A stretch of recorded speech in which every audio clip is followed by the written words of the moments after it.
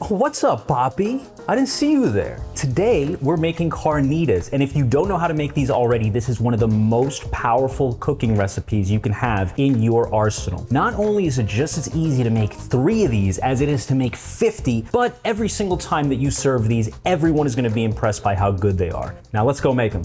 So for carnitas, we need to start with pork shoulder or pork butt. This is a nice, unctuous cut with tons of fat marbled throughout it. And we're gonna begin cubing it by cutting away any sections that look like separate meat groups. Then we're gonna slice those parts into 2-inch sections. In this piece, we can see a clear fat line, so we're gonna cut through this to expose more fat while cooking. Then we can dice these into large cubes. The cubes are really gonna shrink in size a lot, and you can ruin carnitas by chopping these too finely, since they can end up over crispy. Mine are on the bigger side, but I find this is good for the crispy to tender ratio of the final dish. Next, we'll hit it with a spice mix. Mine is made of adobo, garlic powder, ground chipotle, black pepper, cumin, oregano, and salt, but really just use whatever you have available. Maybe make sure you have some cumin, and adobo helps a lot. Now we can add these spices to the pork a little bit at a time for more even coverage and really massage the pork so the spices stick to the meat well. A lot of people would sear these right now, but I don't think that's a good idea because while that does seal in moisture,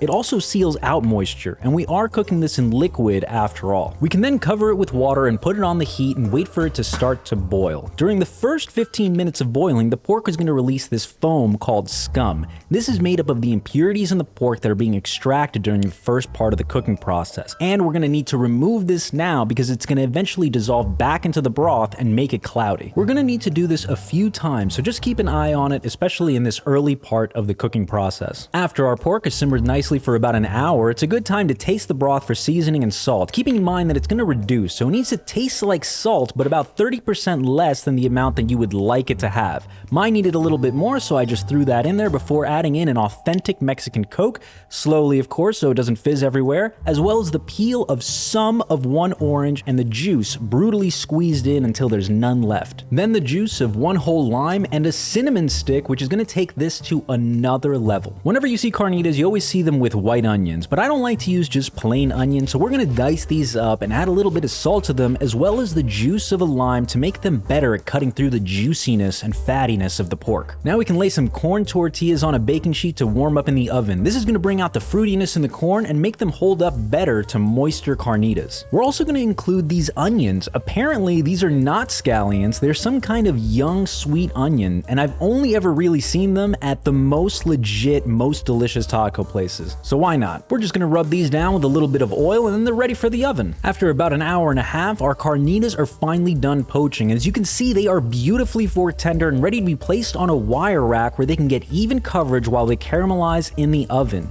If you don't have a wire rack, you could just do this in a regular pan and flip them halfway through. Then into a 400-degree oven next to our little sweet onions. While this is going on, we can make the best side for carnitas, which is margaritas. We'll start by flipping over our cutting board because this side tastes like onions now, and contrary to how margaritas are usually made with maybe 5 to 7 ingredients, the original margarita is just 3. 2 parts tequila, 1 part Cointreau, and 1 part lime. These 2 mini bottles are already the right size, so all we need to do is measure out the same amount of lime juice as the Cointreau, and I'm going to show you how to perfectly cut a lime for easy juicing. The first step is to cut off the sides of the lime so we can locate the core. As you can see, the core is going at an angle, so we should find the biggest first slice we can remove while cutting away at that core. The first slice is the most premium. It's nice and round, and you can see all the juice tubes that were connected to that core have been opened. Then we cut another slice following the direction of the core, and sometimes there's a little bit of it left on there, but we can just slice that off. And for the final cut, we remove the last bit of core and we have a perfectly cut lime that's unbelievably easy to squeeze. Now we have 50 milliliters each of Cointreau and lime juice and 100 milliliters of tequila, which we're going to put in a cocktail shaker glass with some ice and then shake it well to get the texture from the citrus. Then serve it in a rocks glass with a clear ice cube and a garnish so we know what it is. By now it's time to flip the onions since they have a little bit of color and throw in the tortillas for the last few minutes so they can get a little drier. Only a few minutes after that, the carnitas are finally done. Beautifully brown and crispy, dripping with fat and absolutely fork tender. All of these are going to go into a bowl where we can shred them up. Some pieces are more fatty, some are more lean, so by doing this is going to make them all average out into about balance of moisture, crispiness, and tenderness. And all that steam that's coming out of there is actually making them drier. So we're gonna take our cooking liquid from before and incorporate it back in to keep things juicy. Once these are how you like them, we can get on with plating our tacos. Let's start by laying down some tortillas, in this case double tortillas, followed by a generous helping of carnitas. Some coarsely chopped cilantro is mandatory for this, and also a nice topping of our lime-soaked onions. Of course, we need some perfectly cut limes, and finally our mysterious little onions here. And there you have it, easy home carnitas that can be scaled for meal prep, a dinner party, or even catering if you need to. I hope you guys liked this video. Make sure to leave a like, and I'll see you on the next one.